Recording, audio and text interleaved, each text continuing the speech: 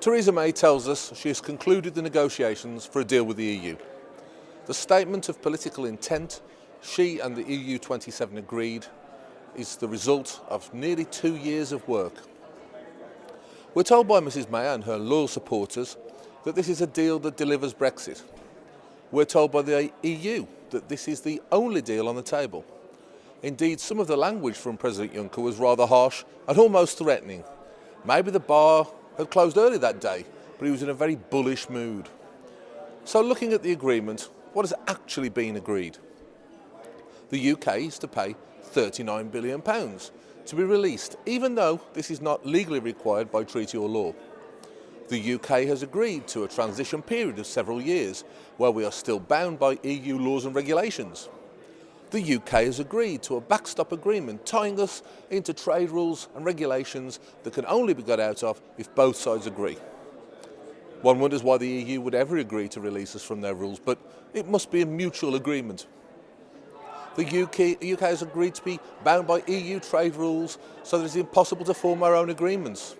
In fact, President Trump has spoken out about it, suggesting that while the deal is good for the EU, it may make it impossible for a deal between the UK and the USA. This is despite on each of my recent visits to the USA since Brexit, I have been told by the powers that be that a trade deal with an independent UK is the stated desire of the Trump administration. Indeed, I was asked over 18 months ago why the UK government seemed so reticent to fully engage in sorting the deal out.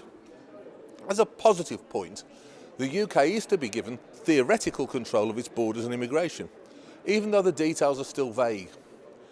Unfortunately, the UK government is about to sign a UN immigration pact, which is seen by many as taking away the powers of government to set strict controls. This is not Brexit. This is a renegotiation of our terms of membership, with us having sacrificed huge amounts of money and the potential for future trading relationships for a theoretically increased control of our borders. This all stems from the belief of the UK and EU establishment that Brexit was fuelled solely by fears over immigration, and that small things like sovereignty, trade and democracy don't matter. Add to that the betrayal of the people of Northern Ireland and Gibraltar, and the true shame of this sellout becomes clear. Already the French President has made it clear that he will use the terms of this document to continue the plunder of our fishing waters. The Spanish have said they're in a stronger position on Gibraltar, and Trump has declared it a good deal for the EU. Nobody sees this as a good deal for the UK. Ardent Remainers and Leavers are in rare agreement that this is a disaster for the UK. The language used by May and the EU to persuade us to accept the deal is laced with threats. 1. We accept this deal or it's no deal, and that will supposedly lead to shortages, poverty and disaster. Even apparently a shortage of drinking water.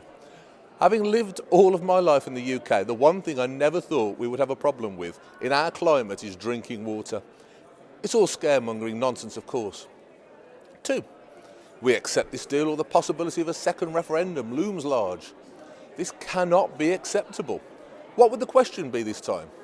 May's betrayal or Remain would be my guess, and frankly that is very reminiscent of Soviet-era politics, where people had a free vote, but there was only one option on the ballot paper. 3. We accept this deal or it's no Brexit. So again we have a choice between betrayal or open subjugation. None of this is acceptable. Now is the time for our MPs to rediscover their honour and vote down the betrayal document and push for independence, with trade being done on World Trade Organization rules.